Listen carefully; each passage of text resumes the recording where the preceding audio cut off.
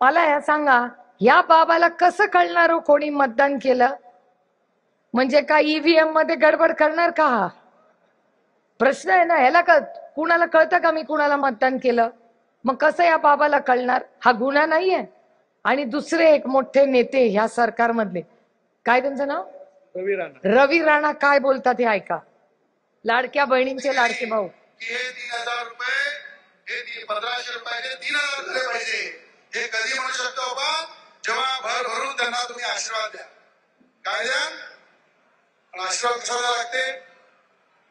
असा द्यावा लागते म्हणून ज्यांनी आशीर्वाद दिला नाही तर मी तुमचा भाऊ आहे, ते 1,500 रुपये खात्यातून वापस घेऊन येईल. ऐकलं का काय बोलला? की मी आता इलेक्शनच्या आधी 1,500 रुपये देईन, 2 महिन्याचे देऊन 3,000 देईन का 3,000 देईन, काय देईल. पण जर इलेक्शनला मतदान केलं नाही तर मी तुमचाच भाऊ आहे, पैसे परत घेईन. आई यांची भाषा. मी तुम्हाला शब्द देते, सगळ्या लाडक्या बहिणींनो इथे बसलाय, कुणाची या राज्यात हिम्मत नाही, एकदा तुमच्या अकाउंटला पैसे दिले ना, पाहिजे त्याला मतदान करते, बघते कोण तुमच्याकडून पैसे परत घेत.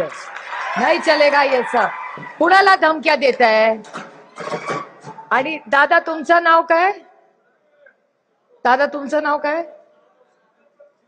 काय?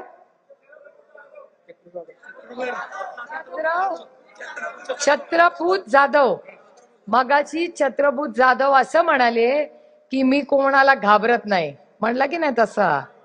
साहेबांना म्हणला ना कुणाला घाबरत नाही, बिंदास करतो. मी तुमची सख्खी बहीण आहे, मी पण कुणाला घाबरत नाही,